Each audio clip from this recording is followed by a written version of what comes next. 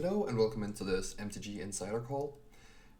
Today is kind of a weird night. It's Wednesday, the day before Christmas, or the release of Kaldheim, basically the same thing. So right now we have a bunch of streamers going on with early access gameplay of Kaldheim, and basically not much else going on. Like Magic Online is at downtime, so there's no other formats being played. And obviously like Arena is a bit moot without the new cards. So what are we gonna do in the meantime here? And we're gonna look at what happened a couple weekends ago at the MPL League weekend.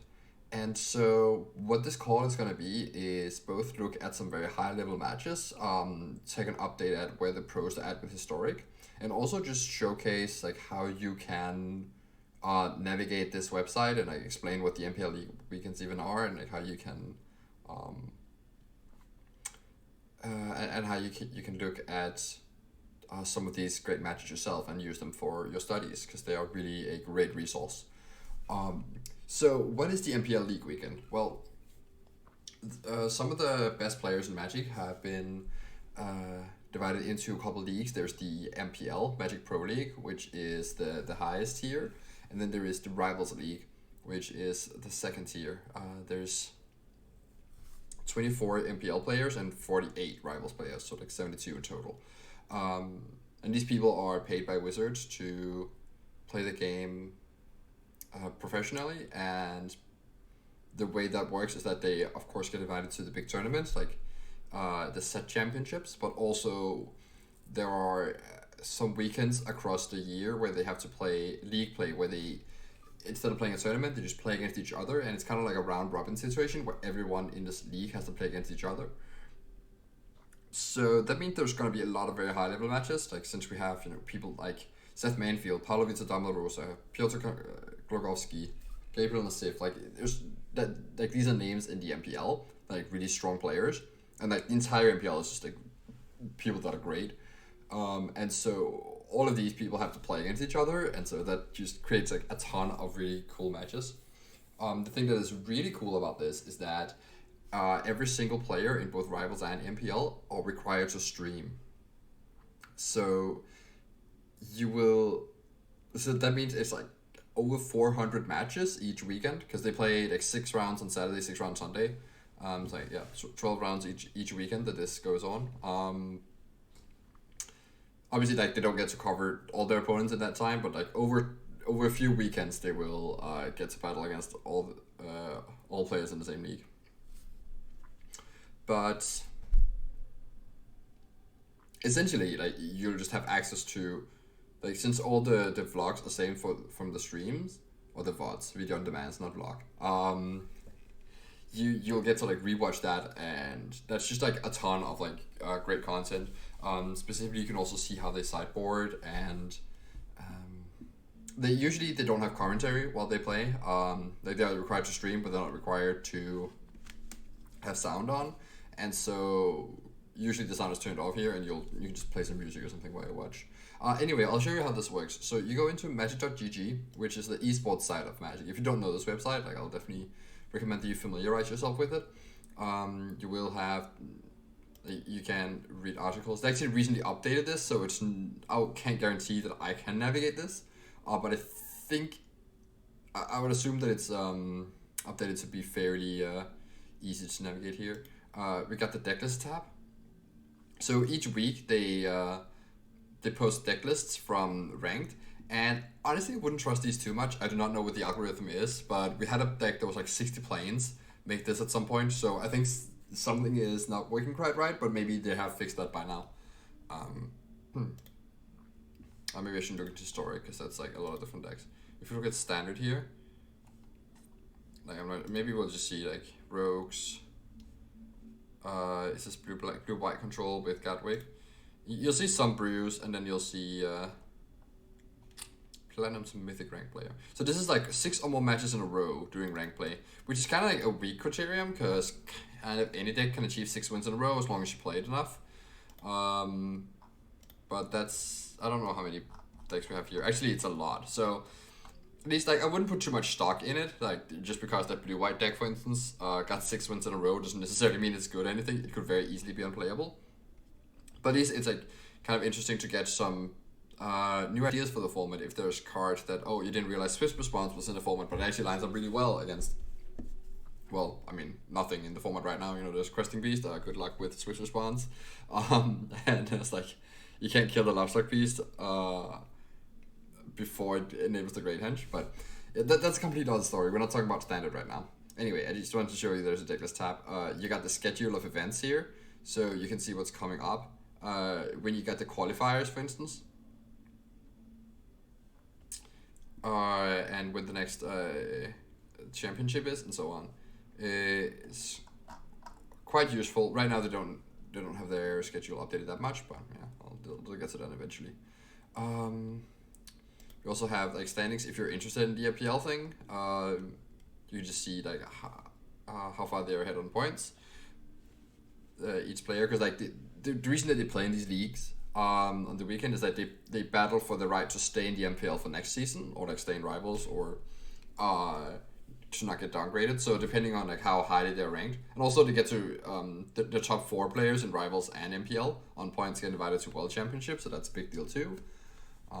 Anyway, so these is also like very high stakes matches. Like actually the league weekends are more important than the pro tours, like the set championships for these players. So it's quite a big deal.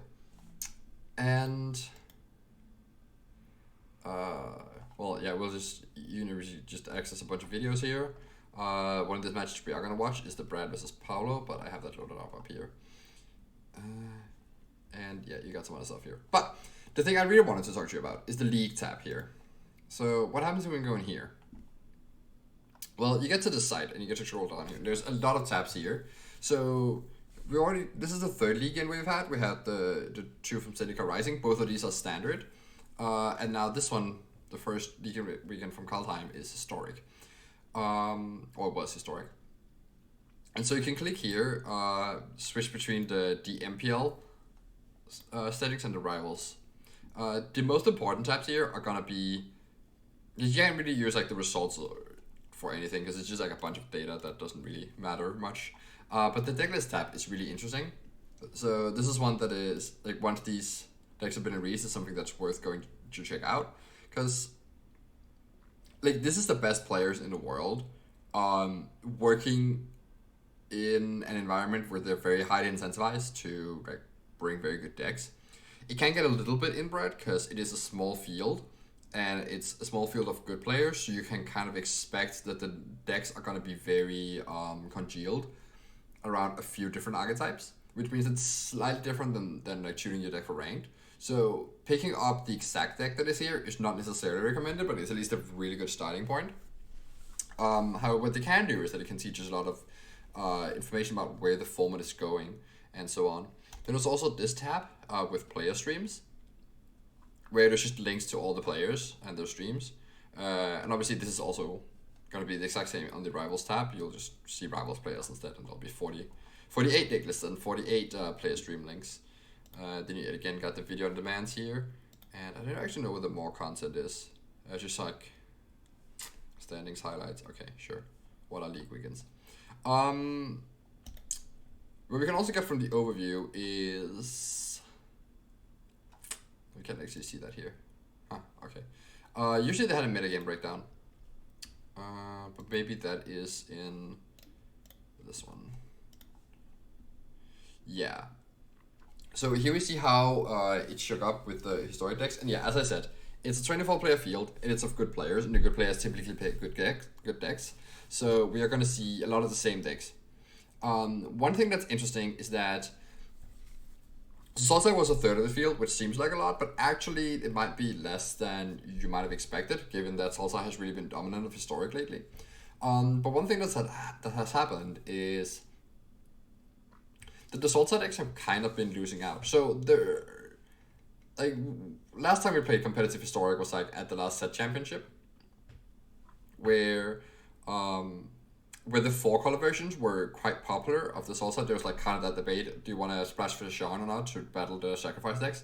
But it turns out that the Salsa decks, as long as they built their deck with sacrifice in mind, play a lot of like eliminates and ether cost and such in their main deck, max out on Nissas and such, they can It's actually not that bad for Sultai against Sacrifice, and Sultai might even be better than Four Color is against Sacrifice, which is kind of nuts. But the thing is that the Sacrifice decks are aware that Deshaun exists, and they're gonna pack a bunch of Noxious Grasps, which are quite good. Um, and then there's obviously like the issue where like if you're against a deck like Gruul, for instance, a deck that has risen up lately, paying extra life points is an issue, and also in the mirror, like four color versus Sultai, you don't really want to be in the four color side because the Sultai deck has access to stuff like Castle Locthwain, and like none of the white cards help in the matchup anyway. So there's also like another white card you get that's really good, which is Tokatli Honor Guard, but it's really good because of goblins, and as you can see here, goblins has like also kind of slid away. Not that this is a representation of the ladder meta game, but like the best players do not think the goblins is very good because virtually none of them decided to run it. So the interesting thing here that's very new is that, yeah, first of all, like, Yasharn has been driven out in meta because of stuff like Noxious Grasp in the Sacrifice decks, and the Sacrifice decks have actually like lined up uh, to be fairly favored against Sultai. Like, at least not fairly favored, but it's slightly favored. The Sultai decks can build themselves to be better there with a lot of like Cry of Canarium, but they are not great in mirror matches and such.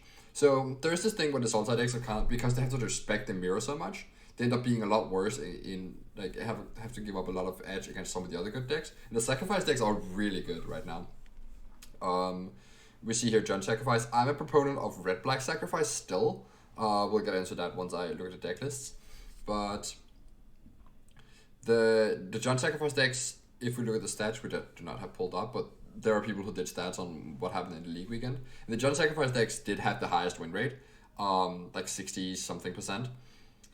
Specifically, there was the list from the Czech house of like Stanislav Sivka, Jakub Todt, Ivan Flock, and Andrzej Strasky. Like these four people lived together and worked together on a deck list, and they came to like a John Sacrifice list that looks really clean. And then they also actually worked together with Brad Nelson and Seth Manfield, which is a really strong team for breaking standard. So their list is quite good, and actually they combined racked up a 78% win rate, which is fairly impressive. A couple like 10-2 records. I think like three different people went 10-2 with the deck. It's quite impressive. So that obviously launched the John Sacrifice metagame share, or like not the metagame share, but its win rate in the field here. And then there's the other thing here, is it's Gruul aggro, the third most popular deck, and it's also I think very similar distribution in the rivals metagame. We can see that here. Yeah, I guess Gruul's a little bit less popular here, but that's been like kind of a new thing popping up over the past couple of weeks. I can't quite explain what happened, but I think that it's just the community at large kind of arrived at a more like better builds of the Gruul deck. Like figured out Voltaic Brawler is really good, which is new print from Kaladesh Remastered, and I figured out like how to build a deck with Collector Company and so on. To the point where just became very popular and on the ladder, and actually performed really well. The only matchup that it might have had trouble against were sometimes the John Sacrifice decks. It really just lined up well in a lot of matchups, and also crucially, like against Sultai, it's had quite a good win rate, and that's also part of why Sultai has been pushed a bit back. So actually, I don't think Sultai is very good in the metagame right now. John and Gruul being very popular aggro decks, that Sultai just can't beat very well without losing ground in the mirror. So I think Sultai is obviously still like a strong deck, but it's also the sort of deck that is going to hover around the 50-50 mark a lot of the time. Like it's, this sort of mid-range deck. And right now it's getting pushed like a bit below the 50% mark. So it's not, when I'm talking win rate here. So it's not, I don't think it's the best choice right now. And I do think the Sacrifice decks are just like very, very good. And they even get a bit better now that they get a red-black land in the next set here, and a new dragon that potentially is very good. But we'll talk about that later. Anyhow, I've been talking for, well, almost 15 minutes now, just going over the site and so on. So let's look at some deck lists here.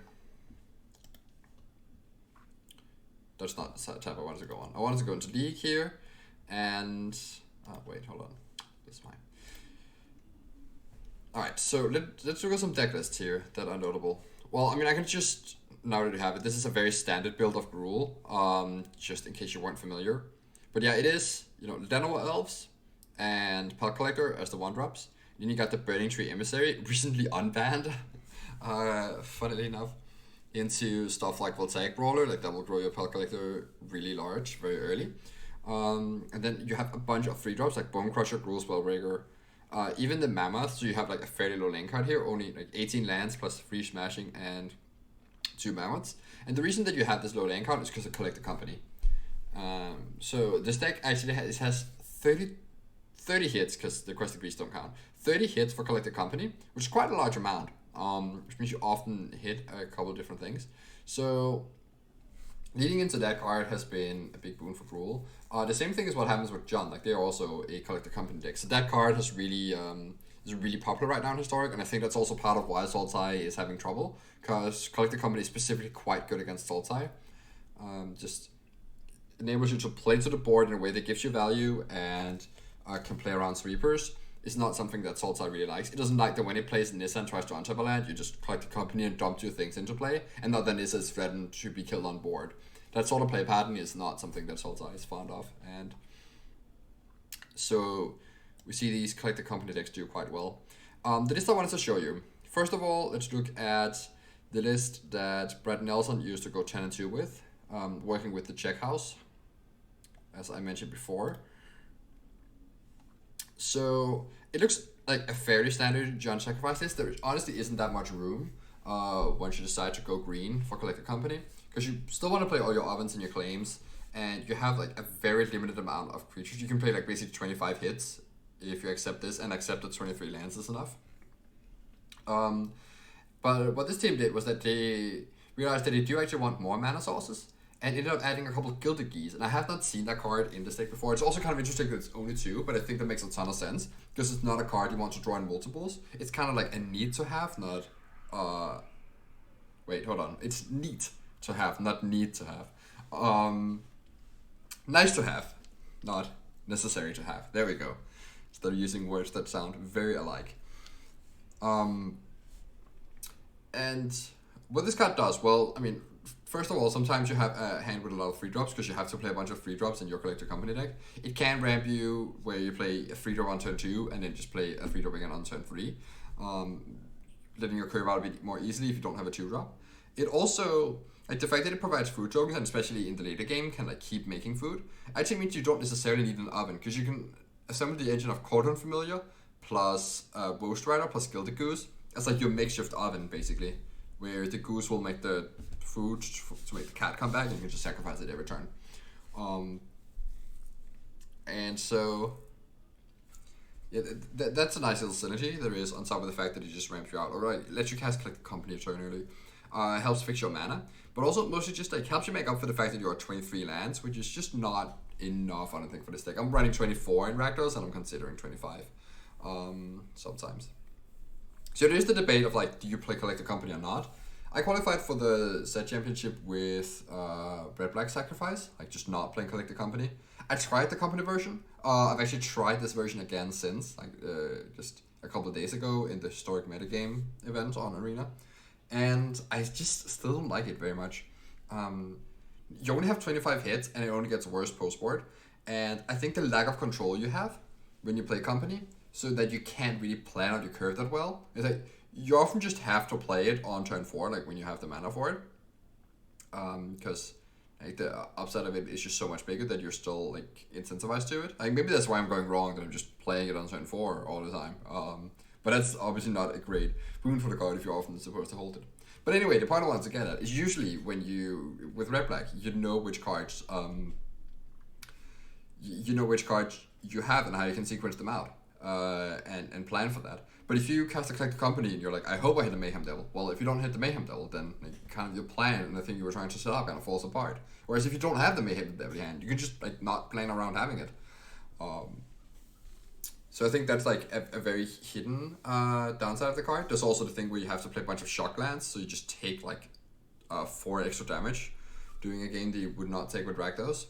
And also, you can't play Castle Locthwain and Friction Tower. Well, there's 1 Friction Tower, but I have 2 in Rakdos and 2 Castle Locthwain. And those extra lands just matter. And also the fact that you just have extra lands. Like, the mana base is just like a lot better in Rakdos. And especially with Call Time, it's just gonna make Rakdos even better suited. Then there's the other thing where like in just Red Black Sacrifice, it's not that we try and replace Collector Company with something like Chandra, because I think Chandra is a lot worse than Company. Especially since it doesn't let you run Giganta, a card I think is very important. So I do not run any Chandras in my sacrifice list. It's also a bit hard on the mana, honestly. Like, one thing I really like about Rakdos is how consistent it is. If consistency is like the high point of your deck, then you do not want to make it less consistent.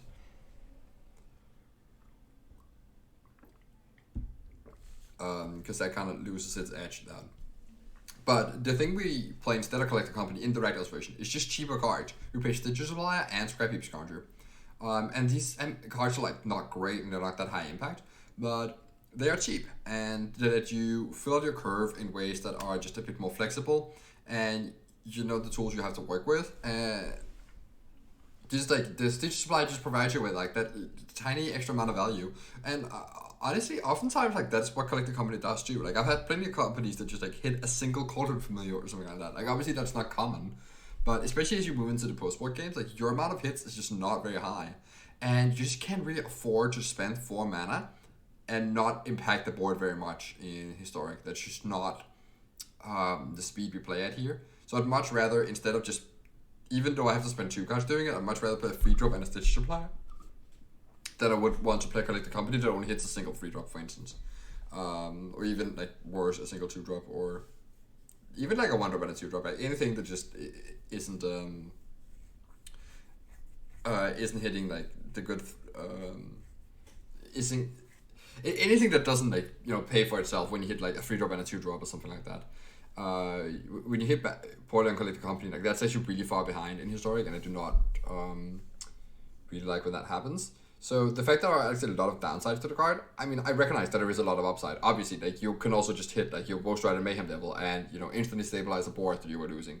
I'm not gonna argue against that. There's also the fact that you get to play Corvold in the sideboard, which is a great sideboard card for the strategy, something I really would like to have in Red Black but can't do.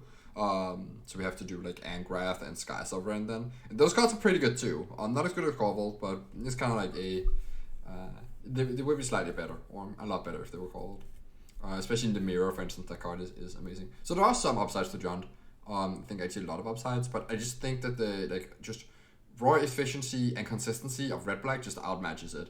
So even though I see a lot of MPL players play this, and this is what makes me very skeptical that I'm wrong.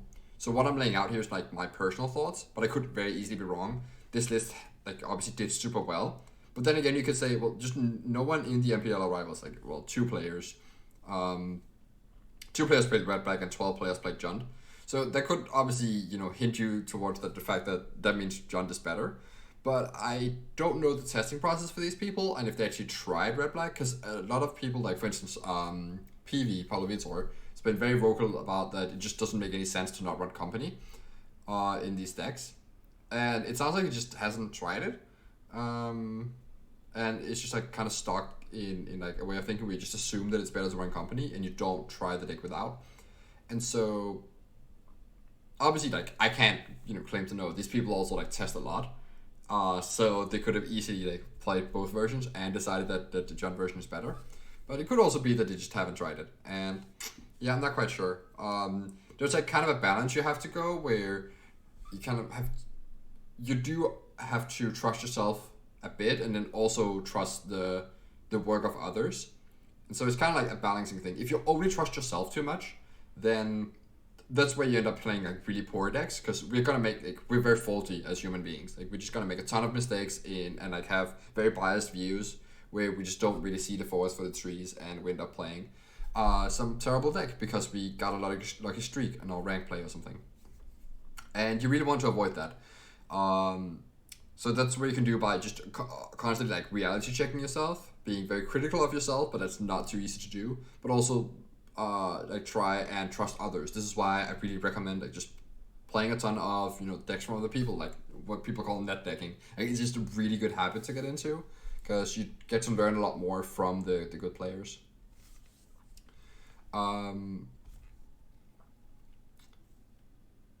But also, wait, where was I at here? I was talking about. Okay, hold on, water break.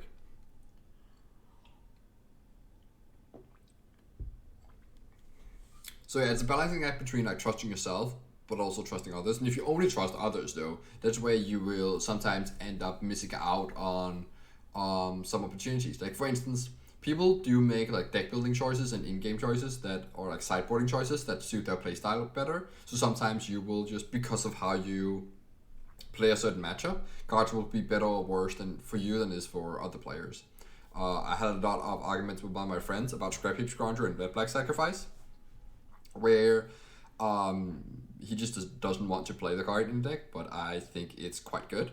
And I think it's like really good because it lets you be aggressive in a lot of spots. And he's like, when do you ever want to be aggressive? Because he sees the deck as more of like a controlling mid-range deck, where you really about dominating battlefield. And yeah, I agree, it is that deck like quite often. But the beauty about these retro sacrifice decks and John Sacrifice for that matter is that they are also aggro decks if they need to be. And so we kind of disagree on the inclusion of that, because obviously Scrap Heap Scrounger is not very good at playing a defensive role, but it's quite good at playing an aggressive role. Anyhow, and that might be just because like my friend just approaches the deck more defensively than I do, and then for that reason, the Scrounger is going to be a worse card for him than it is for me, and then it might make sense for us to, even though if we work together for a tournament, register two different versions of the deck, and we can both be right in that case. So that's the sort of thing where like trusting yourself also matters. And so here, I will say I was like super convinced before. And now I'm gonna be a bit less convinced, keep checking myself, keep trying to jump deck now, and just challenging myself and see if I'm wrong somehow. Because it's honestly, like looking at these things, it's very likely that I am wrong, seeing that all these good players are playing company. But then again, there's also the mentality where like if everyone just assumes that the company version is better, then yeah, that's why they don't figure out that Red Black is better. So, and I will also say the thing about the Red Black versus company, it's not just my thing; it's also like my teammates have been like putting a lot of work into that archetype, or into these archetypes, and we are still feeling ahead with the Red Black version after having tried both a lot. But that's a lot of rant about this deck. Anyway, it's a really solid deck. Like whether you play company or not, I still recommend this a lot. It's probably the best deck in Historic. Like Mayhem Devil has just been at the top of the Historic meta game for like ever. And so I think this is a really good spot to be in. One thing is that it can get outmatched a little bit by Gruul. You definitely have to make sure that you have enough cheap removal spells to interact with them, so you don't just die to Ember Cleave.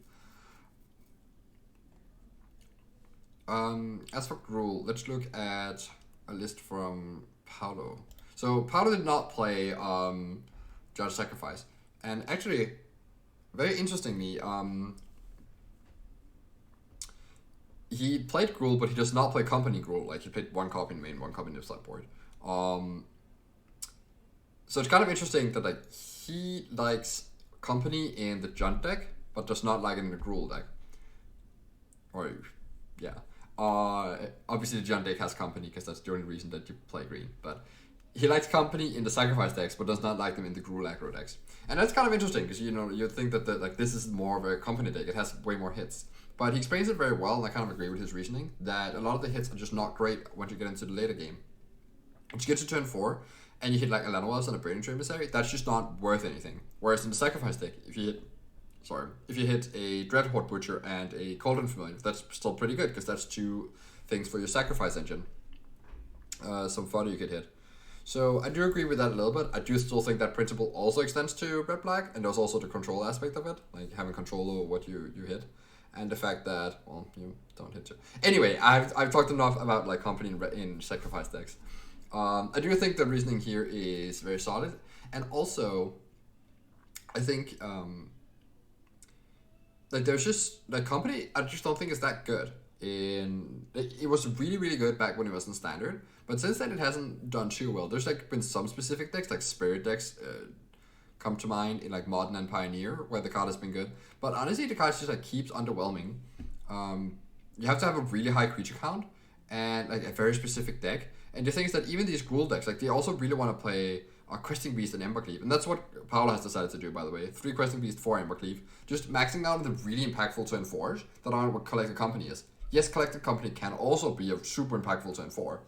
It can be better than Questing Beast if you hit 2 haste creatures, for instance. But sometimes it isn't. And when it isn't, then you'd rather just have the thing you know that is going to be consistently good rather than the thing that may or may not be good.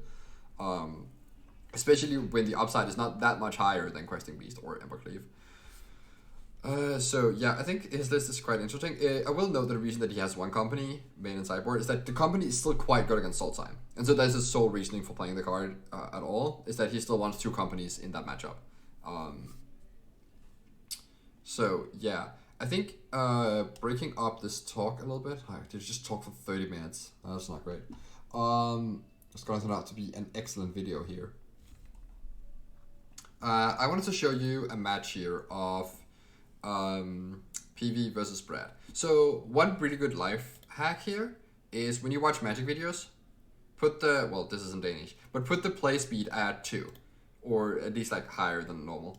The thing is that there's a lot of like thinking time in Magic, and it's kind of easy to lose focus or to just waste a lot of time watching videos because it takes a long time to play a match.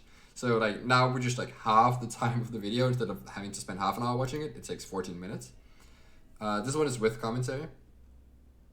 But yeah, and then you can obviously always pause whenever there's a spot to think about. So whenever you watch these matches, very important that you... hold on, oh, something went wrong here.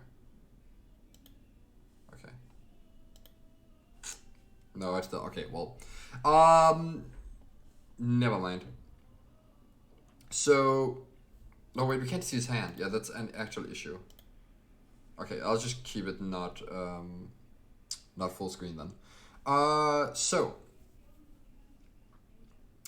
what you want to do when you watch these videos is, that's also part of why I put the play speed up, is to like really concentrate on them and like constantly think about it and like constantly like keep processing the hands and the decisions here. And so we had, so it's Brad versus Paolo. We just looked at their deck lists so we know what they are here. Paolo did not have a turn 1 play. That's a really good spot for Brad being on the play and Paolo not having anything to play. And then he has the decision here on turn 2 between playing the Priest or playing the Dreadhawk Butcher.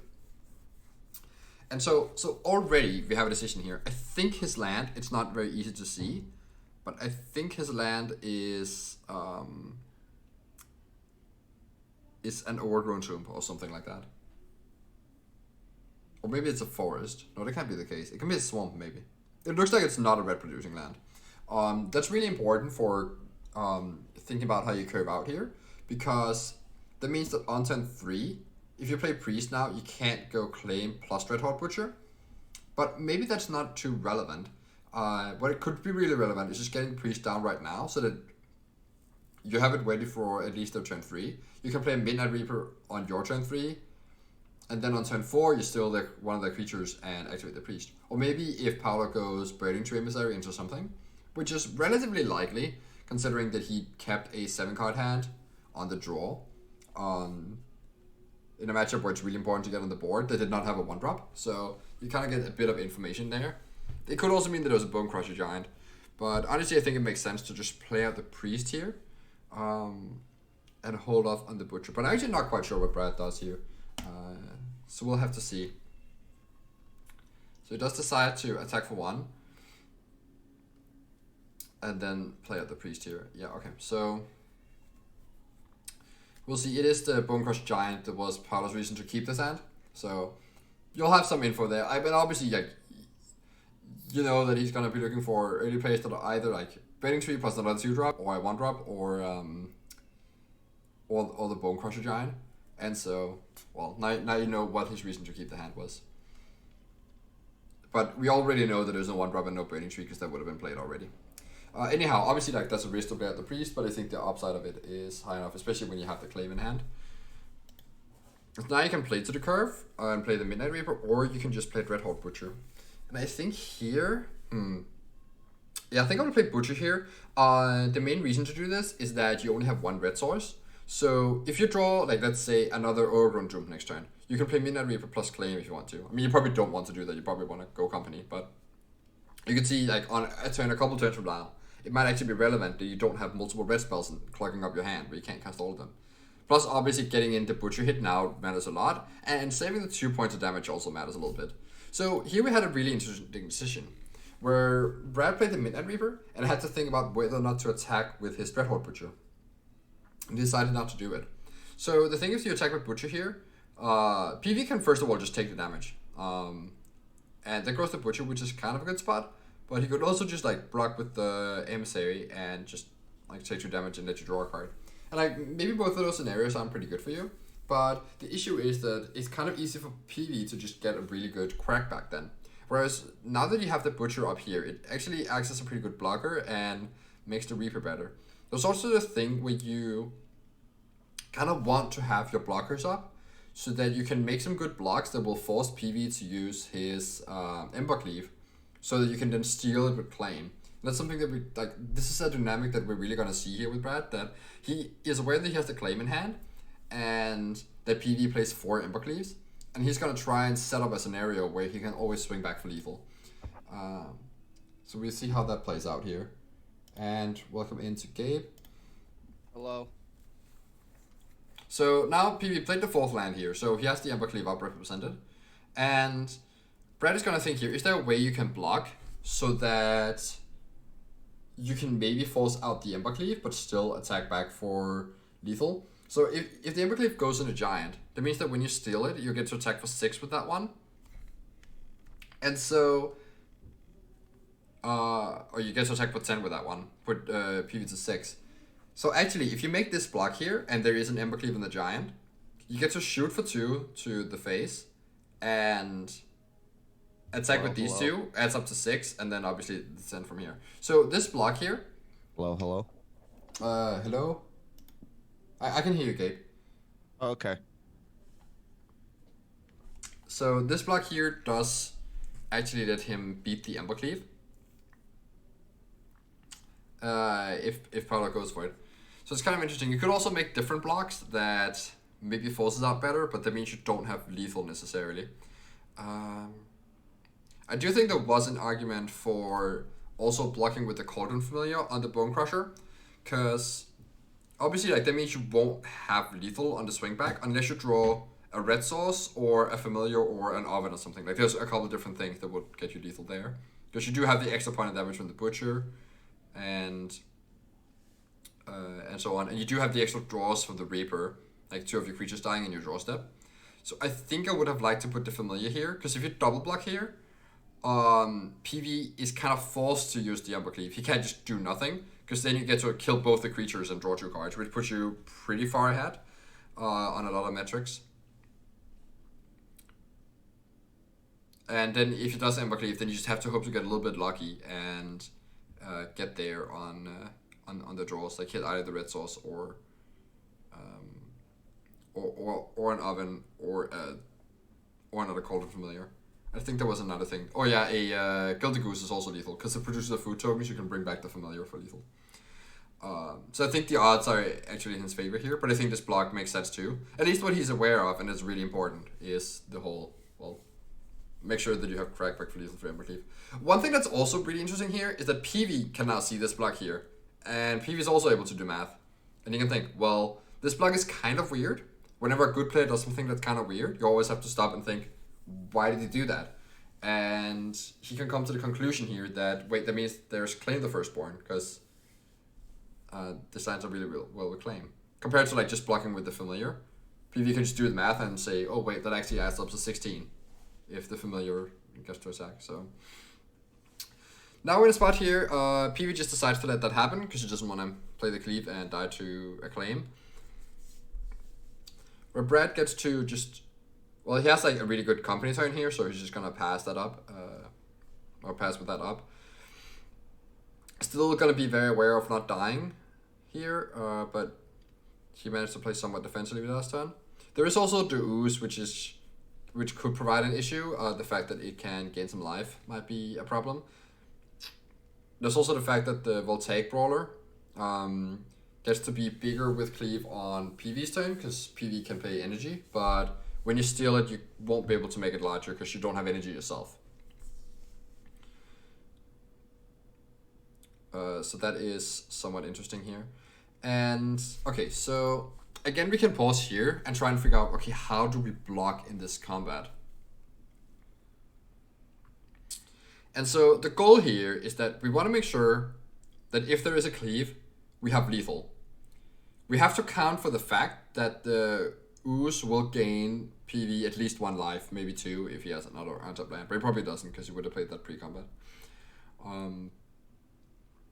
So how do you get to do that? Okay, well, you try and figure out... Actually, I guess it's kind of awkward because I think Brad just put up the blocks here. Otherwise, I think it would actually be kind of nice to like ask you, Gabe, how you would have blocked. How we make sure that we can get there. But see, the beautiful thing here is that if there is a cleave on the voltaic brawler here, the brawler is it's only gonna be 4 power on when Brad steals it, because again, he can't use the energy to pump it. So that's gonna be attacking for 8. Then you have the Woe Strider and the Familiar left over. So that's gonna be 12 damage. Then you have the Butcher that's gonna get in for 1 damage. And then get a, so that's 13. And then the Butcher's gonna get a counter and you can sacrifice it to the Woe Strider. So that's another point of damage. Or another 2 points of damage. So that's up to 15, which is lethal. However, you also have to remember that there is an ooze in play, which can gain 1 life. And so actually, you do need the 1 point of... you do need the 1 power of the Familiar here in order to do that.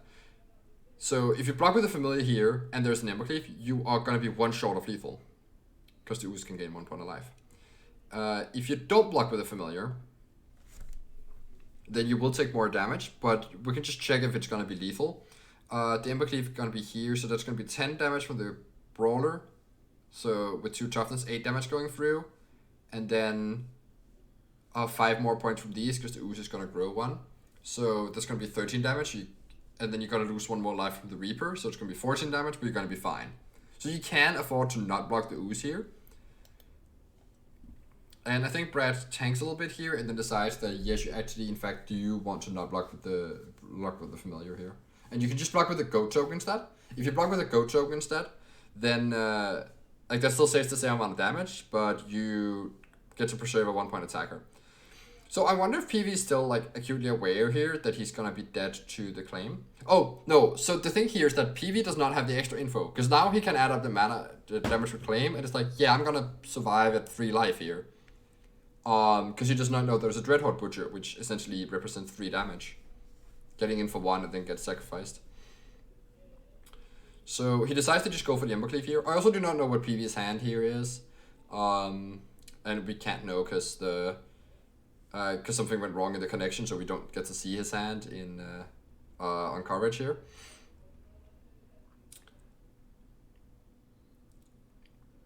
But he must have had a reason that it's worth it to go for the Ember Cleave there, even though Brad kind of telegraphs the kill once again by not blocking with the cat and leaving up that extra point of damage.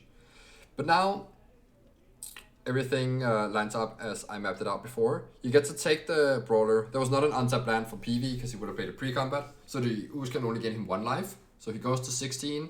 We steal the 4 power double striker, attack with 8 for that, plus 6 from the other stuff, so that's 14, and then sacrifice the Butcher after combat to deal the last 2 points of damage. And that's how you set up the lethal against Gruul. Just trying to be very aware of your blocks, making sure you don't die to the cleave, but also that you can present lethal on the backswing, and try and do that with exactlies. So I don't want to show the entire match here, because the other 2 games are a bit more blowouts, but I thought that game was really interesting to sit and watch myself when I did that. And try and do the combat math for both players here and try and figure out like what you're supposed to do. I can't see PV's hand, so I was mostly doing it from Brad's side. Yeah, the coverage did that as well. I watched that live, and that was amazing. Yeah, it was a pretty good one. That's why I wanted to highlight it here. I did not watch it live, but I also heard it with coverage on, and yeah. They also talked about the fact that it's kind of nice that they couldn't see PV's hand because that makes it easier to kind of get into the mindset of one of the players. Right. We don't know all the answers. And so I wonder if like how that would have gone if it had been reversed and it has been from PV's side. Because I assumed that they would have been very surprised. Well, they already were surprised that Brad had lethal, but I assumed they would be even more surprised that that PV just dies there, because the commentators might not have been in the mindset of, well, we have to play around claim plus maybe something else. I do think it's interesting that I disagree with the block that Brad made the turn prior. But it's kind of like a judgment call at that point, because you're really working with unknown information. Like, you have 3 draw steps towards, like, what was it, 14 outs or 13 outs for no, it was like a red sauce or like cat oven or goose. So I don't know how many outs that is, but it's quite a lot. And then you have to do some math and figure out, okay, well, how far are the percentages in my favor, and is it worth it to like not get there? And it's like a whole complicated mess. But there is the high upside of like that was the turn. I'm gonna go back here and show it. That was the turn, because I don't think you were here for that. Maybe. That was this turn where if he does not block with a familiar, he has exactly 16 damage when he steals the Bone Crusher Giant with the cleave on it. But if you don't block with it, you're also kind of signaled that you have to claim, because otherwise, like, because this block is just a lot worse than double blocking with the 1/1 and the 2/2, and then post combat you get to kill the emissary. So double blocking not only signals that you don't have the claim, it also means that PV is kind of forced to do it because he falls really far behind on board if he doesn't use the Ember Cleave here. Because you get to kill both creatures and draw 2 cards. And so I think it is worth it here, even though you do run the risk that you just like break your 3 draw steps and can't kill PV, and then you might just die. So it's kind of interesting, but I think that might be worth it. That it might be easier to steal a win here. It could also be wrong, but it's just not worth risking, and you're actually like far enough ahead that you don't need to do that.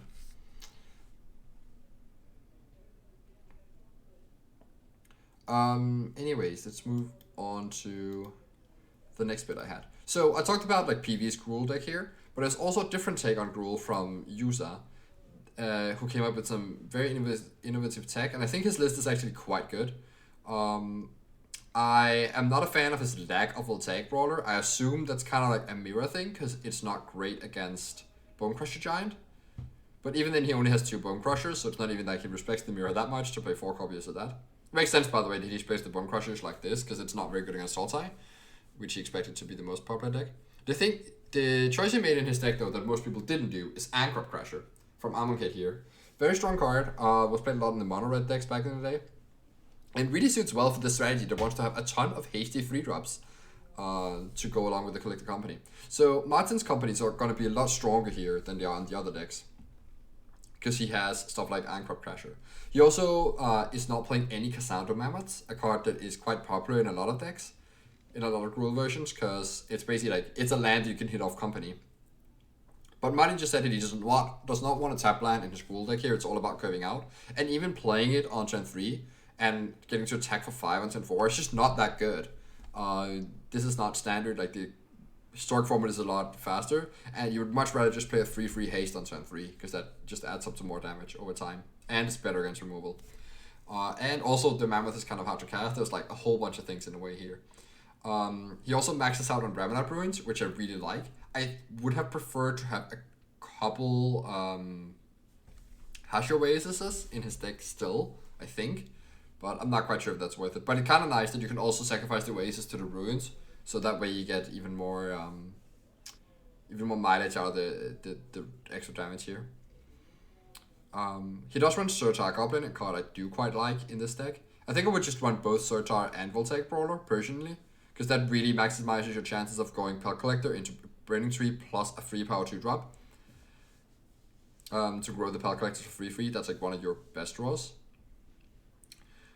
And I think I actually agree with PV that the companies are not worth running. So I think I would build it slightly differently, like kind of merging the 2 versions of Use and PV. But I do think it's very interesting what User did here with the Anchor Crashers. Most notably, the card is very good against Sultai. When they play Nissa and you just play the Crasher, and you get in for the hasty damage and get rid of the land at the same time as a blocker, it's really important. And there's a lot of free power creatures in this deck, so it kind of like very neatly enables you to just get rid of the Nissa right away. And I think that's a quite important decision for this deck. So I do have a question about the grill deck. Why did PV say that the collect companies aren't really that good in that deck? Oh, I actually just covered that before he came here. But the reason is, go up and look at PV's deck again. If I can find it on the D. There. So the reason is that he does not think that on turn 4, like even though there's a lot of hits in the Gruul deck, there's also a lot of them that are kind of like not impactful. Like if you hit, for instance, Nanowelves and Burning Tree Emissary, like that just doesn't really accomplish anything. It doesn't get you anywhere that you really want to be on turn 4. You'd much rather have the high impact spells like a Questing Beast or an Embercleave, which he then gets space to max out on because he doesn't run the companies. And or even just like playing just like another Spellbreaker or something. It's just better than playing company in a lot of cases, is what he thinks. The reason that he still runs a couple is that the card is still quite good against Sultai, where he wants to have 2 in his deck post-board, so that's why he splits them like this. And he specs enough Sultai in the field that he wants to run at least one of them main. But in the other matchup, he just does not want any companies, so he's going to have 0 post-board. Interesting. Yeah, that's because I figured Embercleave on turn 4 would be like better than company in most cases. Yeah, it is interesting though, because in User's version, the companies are better because he has more haste threats. So the company, especially because of Anchor Crasher specifically, just swings the damage a lot. If you consistently hit that off company, I think company is better than Embercleave, but you don't do that consistently. That's kind of the issue. He does have, it does mean that his main phase turn 4 company is gonna add up a lot of damage, because he also has the Surtar Goblins over the Voltaic Brawler, which is another haste creature, so he actually just has a ton of haste in his deck.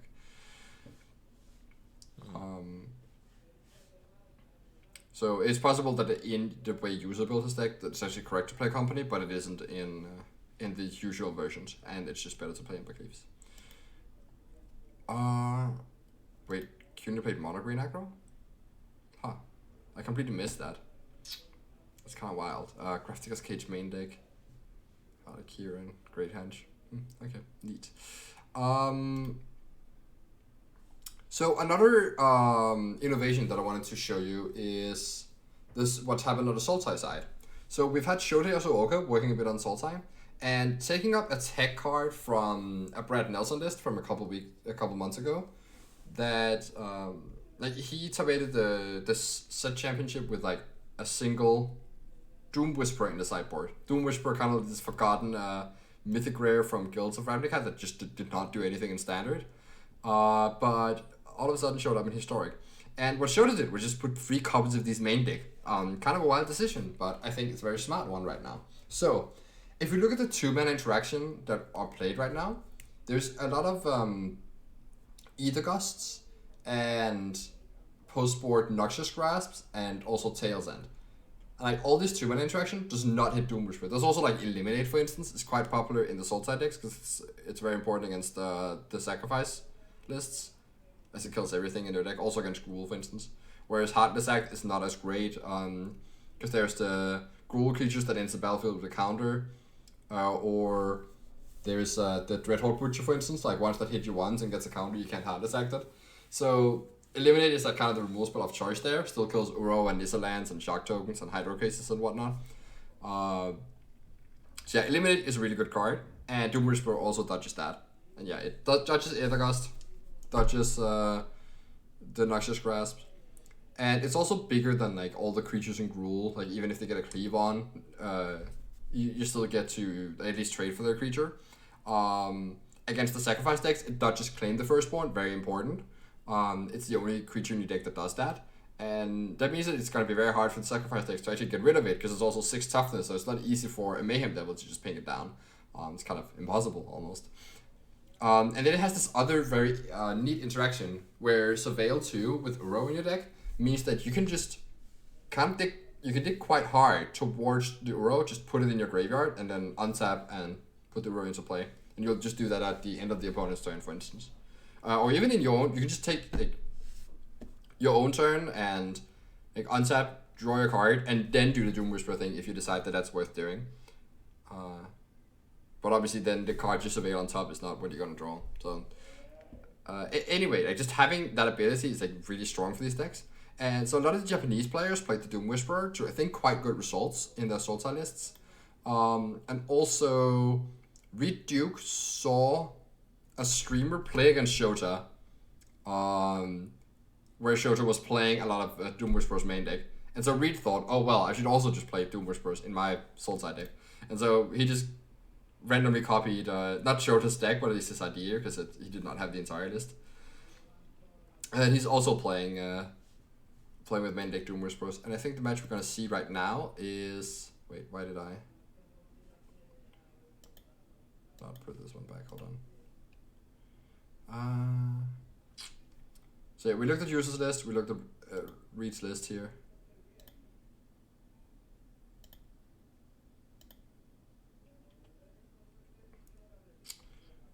Alright. And we're off to the races here. Still playing 2x speed, just the easiest way to watch matches. Maybe I can put this in full screen. And this is on user's personal stream here. Which, again, there is the link to all of those in the magic.gg website, as I explained. And yeah, you'll just, like, once you go in there, there'll be a lot of downtime between matches, but you can just like jump around and get there. And also, yeah, there's no sound usually. Fine, that's gonna be fine. Anyway, the Pucklet got hit with a Heartless Act. Oh, so one thing I actually really want to highlight here, if I can. Oh no, that's not what I wanted to do. Okay, so yeah, for some reason when I go full screen, it does not cover my taskbar. So it's not that easy for me to click in and out of it. Okay, yeah, well, regardless. We're just gonna have to watch that again. And I'm just gonna use my escape button to get rid of the full screen here, because I can't actually click the button, because it's hidden behind my taskbar. So you also had a hand here that was like not a great keep. I mean, he definitely had to keep that, but he had the Puck Collector with no 2-drop, makes it a lot worse. Got hit by Heartless Act. And so here on turn 3, there's a decision. Oh, I can't pause it either by clicking. Okay, so I'm just gonna not have it full screen. Can I have... Yeah, I can just have this mode. Because I really wanted to talk about that decision on turn 3, because it is interesting. Do you play the Bone Crusher Giant, or do you play Anchor Crusher or Spellbreaker? And so, usually you'd want to play like your high power creatures before your haste creature. It just adds up to more damage. If you attack for 3 now and 3 next turn, that's worse than attacking for 0 now and 7 next turn. However, Reed has mana up here, and Spellbreaker has hexproof on your turn. So if Reed has, like, let's say an Eliminate or something, if you go to look at his list, we can see exactly which removal spells he plays. He has like 1 Eliminate. Either guy still stops it. So I guess it's like just a single Eliminate. Nothing else actually matters for that. So I guess it's more of a general principle. But if you try and time it, so you play your Spellbreaker when the opponent has mana up, and you play your stronger threats when the opponent is tapped out, it's gonna usually work out better for you. So Reed instead just casts the Growth Spiral here and decides just to Languish. So that gives you a little bit of info there. He has only 1 language in his deck, like he does not play an Extinction Event. So he does not have an easy answer to the Spellbreaker, or maybe just want to clear the board. It's also like kind of a indicative of like how you play against Gruul, because the deck is full of haste threats, and so and also like company in Martin's case. So you can't actually expect your languages to be of that much value before you take too much damage. So usually it's better to just make sure you just take as little damage as possible on board and just use your card as you can. But this might also hint that Reed's hand is full of 5-drops like Nissa and Doom Whisperer and such, which we can use to our advantage as we make our decisions here. So we draw another Spellbreaker here. And so what do you do? Well, last turn you played Spellbreaker with a Bonecrusher Giant. So obviously this turn, right, you're gonna... No, you are not gonna do the same thing. Because now Reed is tapped out, and so that changes the paradigm, making it better to play Bonecrusher Giant here. Because, again, the more powerful threat is better to get into play early.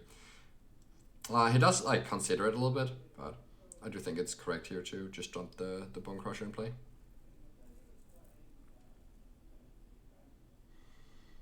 And so now in Reed's turn, you obviously... He missed a land drop last turn, so you're hoping he does not have a 5-drop, and indeed there is no 5-drop present. So now you get to slam the Spellbreaker here, not even any sort of interaction, and you get to attack.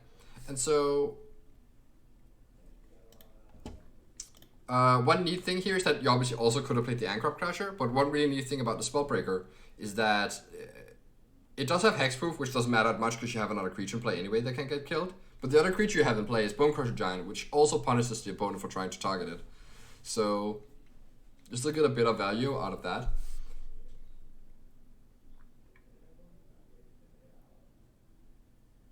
Reed does hit a 5th land, but it's a tap one, so you still cannot play whatever 5-drop he has in hand. So now you're in a spot. You have 6 mana.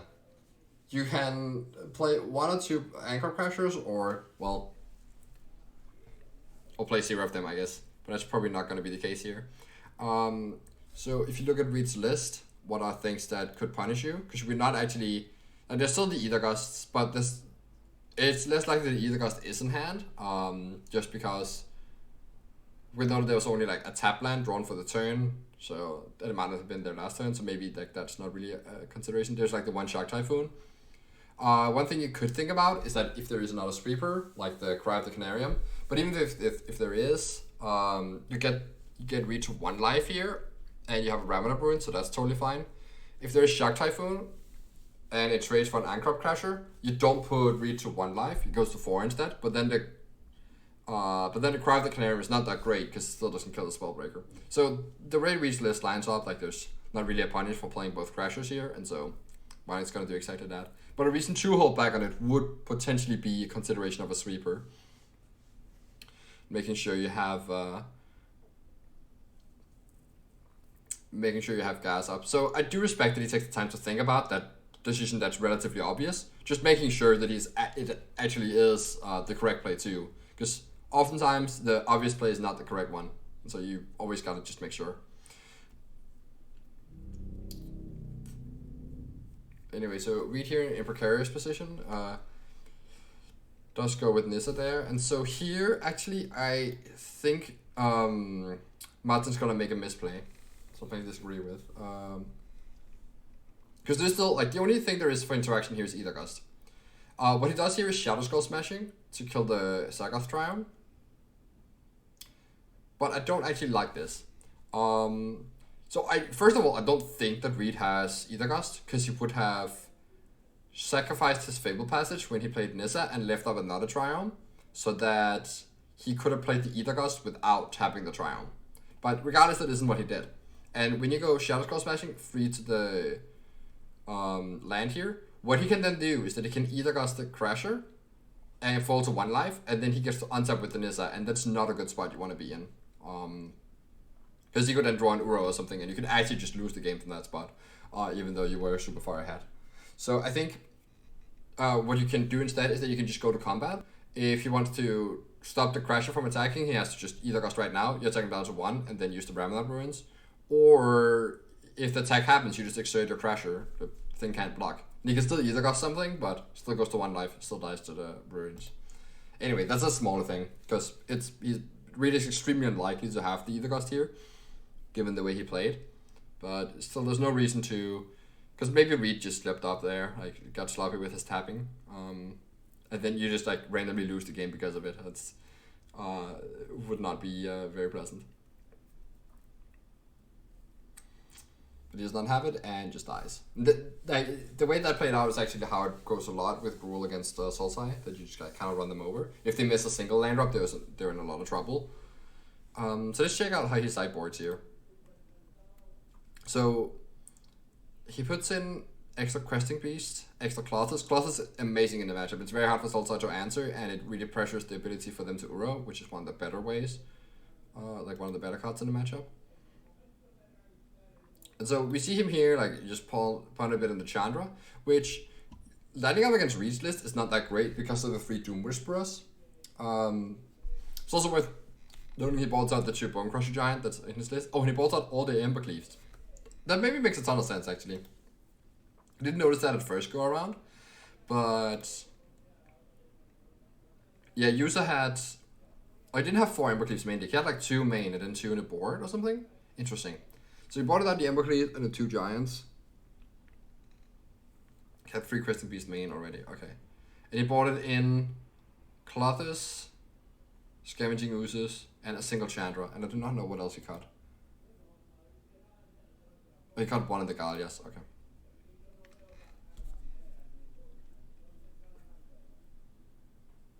So that's kind of a decision you have to make. Like, do you want to have the Chandra or the hasty thing? And I guess the haste card is actually better against Doom Whisperer, but Gallia is not great against Cry of the Canarium, so which you also know that Breed has multiple copies of that. So I think that may be why he ends up on a single Chandra. It's just like, you know, it's kind of a minuscule thing, but it's usually the way that the pros are thinking about the sideboarding, just like trying to see how the cards line up. Anyway, you have a 5 card hand. You have a fine hand here. When I say fine, it's actually really good if the Elanor survives. If it doesn't survive, it's a bit slow, but that is what it is. Just pause here, and it's just double check that Reed isn't bringing anything with noting. I don't think he is. Like, obviously brings in more Ether Gust, well, at least 1 more. He has another Cry, so that's, and another language, so he has more Sweepers, I guess. That is worth noting. I forgot to say when I talked about the Sultai lists, but a couple other things that I've been seeing some play now. Casualties of War, 1 or 2 off in the sideboard, or even like 1 copy main, has been creeping up. It's very good in Demira. Not that good much other places, like against John Food maybe, but it is really, really good in Demira, and so we see a couple copies of this. Just very good against the card Nissa in general, because you get to kill like the creature land, another land, and the Planeswalker. It just gets you super far ahead. And the Lane Out of the Void is another thing that these John decks have been looking to against the Rakdos matchups, or like the sacrifice decks. And so this, like, honestly, the presence of Lane Out of the Void is something that could push me towards playing John over Rakdos, because Rakdos is a lot weaker to this card, with like Stitcher Supplier and Scrap Heap Scourgers. Whereas Collector Company just does not care about this, but cares a lot about Grafdigger's Cage. So, yeah, that's something that's worth noting. But I think this card is actually quite strong in the Sultai sideboards, and I would recommend playing them. Because they shut down a lot of the things going on in Rakdos.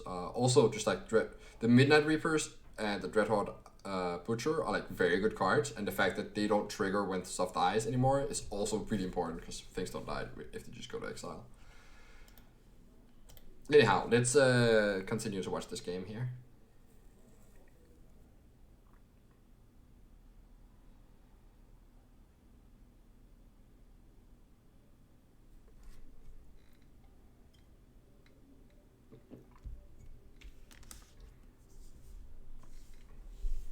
Right, so we do have the Gross Cloud into Language to clear out that board, making Modern's presence at the board a lot less good. And now we see Reed with the Doom Whisperer here, putting Martin in a really precarious spot. So the question is here, do you collect the company or do you Questing Beast? There's already an Anchor Crasher that's been, that is gone, so the Collect the Company is not that favored to hit the Crasher. And I think honestly that little thing, the fact that we already saw a Crasher, means that it's not worth casting Company here or Questing Beast. But if you still had all your Crashers in your deck, I might consider doing that, because hitting Crasher plus another haste creature is going to be really good at pressuring the Doom Whisperer, so that this thing can't happen. Where Reed just like keeps paying life here, and what he's essentially doing here is just looking for Uro, because he wants to just trade off the Doom Whisperer. And I think I disagree with, no, I don't disagree with that anyway, because if you go to 3 life, then you like you are forced to block anyway. But he does hit it on 3. I definitely don't disagree with the fact you just paid 10 life there to try and look for an Uro. Because if you get the Uro into play, like that just locks up the game. In a lot of cases, especially if there's a clear board here. So I do like this a lot. Now Martin has to like hope to hit very well, like hit a Crasher and a Spellbreaker off this Collected Company, or like hit 2 Crashers. And he did a single Crasher, but not another haste creature to go with it, just a Burning Dream Emissary. And so what he's thinking about here, like obviously he's not gonna put 2 emissaries into play. He's gonna put emissary and Crasher into play, but he's thinking about what to do with the Crasher. Is he gonna tag into the Uro now, getting the 3 damage? Or is he gonna wait and maybe enable a bigger attack later into something larger? And he was thinking about that when he was like deciding what to put into play with company, even though he already made up his mind that there was only one reasonable choice there, just to conceal info a little bit. So that's like just a small thing you can do, especially when playing against good players who will pick up on small things. You can just kind of delay the things you're thinking about by just thinking at the earliest opportunity possible when you have the info you need. But anyway, deciding to just get in the 3 damage with Crasher right now, because presumably the Uro will attack anyway, and so you don't actually need the Crasher to be untapped. But this is better against the Sweeper, that you just got in the 3 damage right away. I'm not sure it's completely correct, because I think it actually punishes him a little bit here. Because the Reed plays another blocker, and the Anchor Crasher, like if he plays another blocker, and the Crasher's untapped, but Reed would have been at 9, that might have been a better spot.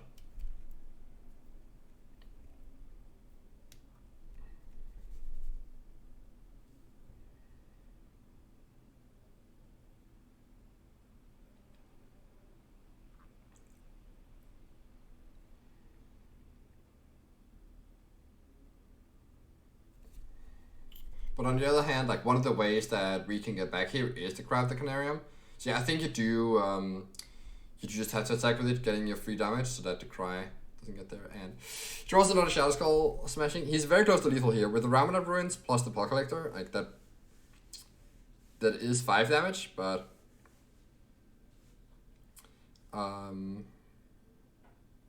that's not enough. And obviously the Uro is just gonna gain the 3 points of life right back again. Interestingly, if one of these forests had been a Haship Oasis, he would have actually had lethal here, bearing an Ether Gust or something. But yeah, now we see Reed just play a Hydra Crisis here, and he's gonna go up to 8 life. And so user can go end of turn, Remnant Ruins, put Reed to 6 life, and then hope to top deck another Ancrop Crasher. It would be the 3rd one, but he has to hope to top deck that to get rid of the Crisis and hope there's nothing.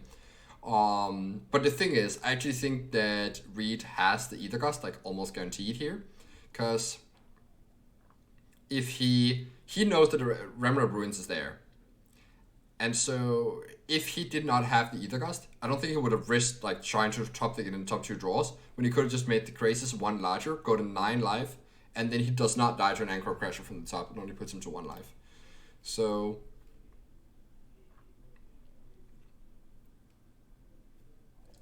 I think that he does have the Ether Gust regardless, but user does not draw the thing he needs. He can like play Shadow Skull Smashing for 4 on the Crisis here. But that gets gusted, right? No? Yeah. And we see the concession there. So I guess we're running a bit out of time, so I don't actually think I can show game 3, but game 3 is kind of interesting too. I think. Or maybe I'm wrong. Maybe this is gonna be a really quick game 3. I watched this already, but I actually don't think I saw game 3. Yeah, you had to mulligan that hand. Yeah, I'm running a bit out of time, and I wanted to show you one more deck here that came out of this this league weekend. That is not one of the top 3 decks there. We have to go to Rivals here. and go to Gregor Kowalski. Never afraid of playing weird decks. And he played this Black-White Auras deck. I think he only went 7-5 with it, so it wasn't like an impressive record. But the Black-White Auras is a deck that has been growing a bit in popularity lately. Has been doing quite well for people on the ladder and in like the Metagame Challenge tournament and so on. It's basically like Auras is a deck that lines up super well against Gruul. Like this deck just loves that Gruul is back in the metagame. Because like both the blue-white auras and the black-white auras, like they're just like super good at beating up on Gruul. Gruul doesn't have that many ways to kill creatures, and it's very easy for you to just make like a large creature you can interact with that easily raises them. Preferably with lifelink or something. I think that's really cool about this red-black version is that you have the Thoughtseizes as additional piece of protection, in addition to the Selfless Saviors. And also you have Claim Fame, which you can't cast the Fame part, but you can cast Claim, which just returns one of your Shrams and Core Spirit Dancers. So this version is really built around having a Shram or a Core Spirit Dancer. The deck does not work without one of those. So contrary to the blue-white version, which has like Staggering Insight to like kind of build a threat on, let's say, an Ornithopter or something that you gets to like keep drawing your cards, and you can assemble like a reasonable plan without Core Spirit Dancer. I think once Stram came out, it just became better to not play this version. I think I really screwed up my last Pro Tour, or like the Zendikar Rising Set Championship, when I played Blue-White Auras. Because, it just doesn't make sense to put Staggering Insight in your deck with Shram. It just, like, they just, like... But once you have Shram and Core Spirit Dancer, you have so much redundancy in that part of your deck, you don't want other, like, 2-mana spells that draw cards. So that's not what this deck tries to do. It just tries to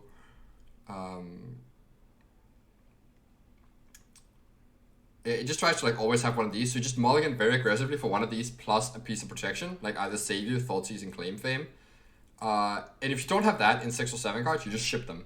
If you don't have any of these in your 4-card hand, you ship and you go to 3. Like, it's very serious. You cannot win without these cards, or it's not very easy. So most of the time you ship that. You can keep like a low card hand like with Hateful Eidolon and all the glitters maybe. Like 2 lands Hateful Eidolon, Glitter, and Cartouche, for instance. Like that could be a keep. Especially if you know the matchup. Like against Gruul, that's actually a pretty good hand. So that's one thing this deck does. It gets to play Thoughtseize to protect these, so you can play them on curve. It also gets to play another piece of protection that's kind of neat, is Kaya's Ghost Form. You can't really count this when you're mulliganing because it means you have to delay your thing until turn 3. The advantage of the other protection pieces here is that you can play your thing on turn 2 and still have it protected, or in the case of Claim Fame, like it's not really protection, but you just get it back. Kai's Go Form is excellent. It gets around Extinction Event, which is a huge issue for these Aura decks. And just like, protects your thing really well. It is kind of awkward against Claim the Firstborn, because it does say enchant creature you control. So if they steal your thing, it just falls off. Another really cool thing about this Black-White version, well, you have the Hateful Eidolon, which is not that great, but post-board, which brought in a bunch of Maya's Grasps and Deadweights, this card becomes very good. Because like now you have all these in the creature matchups, like against the Sacrifice decks or against Gruul, you just have all these removal spells that essentially cantrip with Eidolon or one of these guys. So you can play like a sort of controlling game actually. You're not really trying to like quickly kill them or like raise them in hours. You just like kill their things, and especially important against the Sacrifice decks, like getting rid of Mayhem Devil and Priest. Just a huge deal. Obviously, you're still quite weak to Claim the Firstborn. That's like a big weakness of this deck, because the only way you can interact with it is like Thoughtseize, and then you have a couple of Shajiri Selters, but they're not that easy to keep up. Like Selfless Savior doesn't do anything, Ghost Form doesn't do anything. Claim Fame does a little bit, obviously, but you do lose all the auras you had on your thing. Regardless, I do think this deck is actually quite good right now. It is fine against Sultai, and it's quite good against Gruul, and it's not... I mean, I'm saying that it's bad against Sacrifice decks, but it's not as bad as the other versions of Auras, because it has these removal spells in the sideboard. So I think this is worth looking at and thinking about. I would have shown you a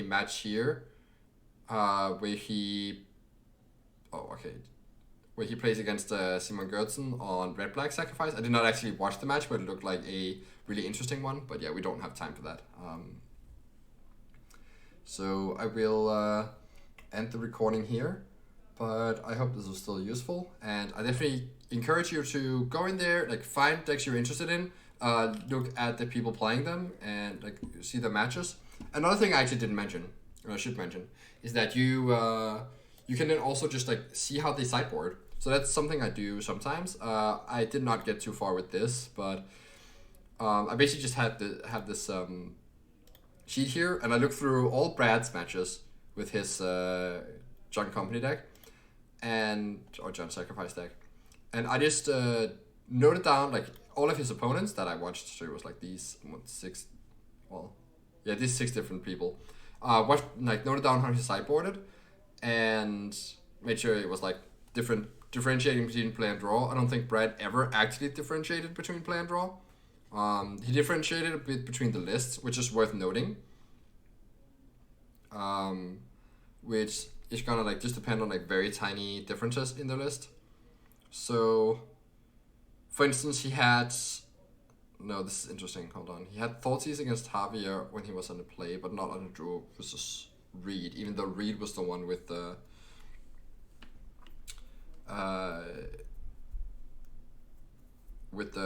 demon. Okay, not quite sure what to make of that. That kind of is unexpected. Usually I don't like Thoughtseize against Sultai. Kind of plays into their game plan, but it makes sense to have them to nab their the 5-drop demon, which I completely forgot the name of now.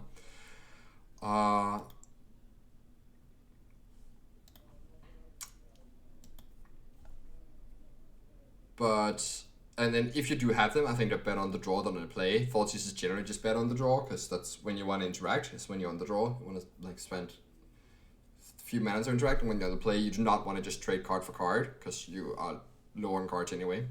That's just the general rule of Thoughtseize. But here he had Thoughtseize on the play against the version of Sultai from Javier, which did not have the demon, so I don't think Thoughtseize is worth running. Or maybe Javier had Elder Gargaroth, and then it might be worth it too, but you can at least still grasp the Gargaroth. Yeah, actually I think Grasp is better than Thoughtseize, because you have the 3rd Grasp in the sideboard. It should bring in that spot. So yeah, he did that on the play, but not on the draw against Reed. Very odd. It might have just been like just an oversight, Nobody's perfect, but I don't quite follow the logic at least. And yeah, it might have just been like a spur of the moment thing. It might have also been that against Javier specifically, he wanted to cut 1 Oven, 1 Familiar. If Javier had a lot of Graveyard Hate, because that makes sense. Let's see if we can get to the bottom of this, because now I'm kind of interested.